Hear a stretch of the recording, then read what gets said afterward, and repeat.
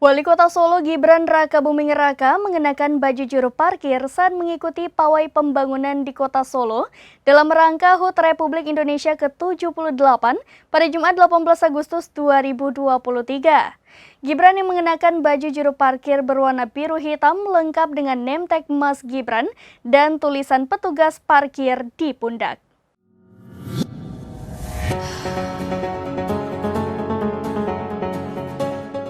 Sebelumnya diketahui petugas partai kerap dilontarkan oleh Ketua Umum PDI Perjuangan Megawati Soekarno Putri yang merujuk ke jajaran anggotanya termasuk Presiden Joko Widodo dan bakal calon Presiden Ganjar Pranowo. Pakaian Gibran tersebut kemudian menjadi sorotan banyak orang termasuk Putri Gus Dur, yakni Yeni Wahid yang seperti menggoda Gibran dan semakin meneguhkan maksud petugas parkir tersebut adalah plesetan dari petugas partai.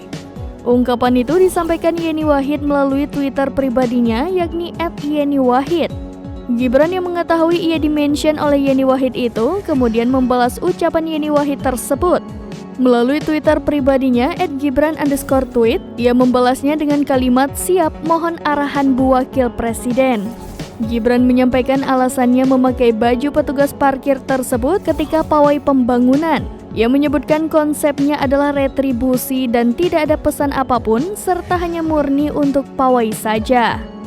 Dijelaskan Gibran, baju petugas parkir itu dipilih karena perannya tidak kalah penting untuk menyumbang pendapatan asli daerah.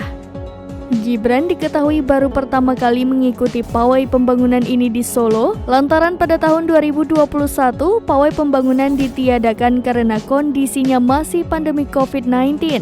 Sedangkan pada tahun 2022, Gibran terpapar COVID-19 sehingga harus menjalani isolasi.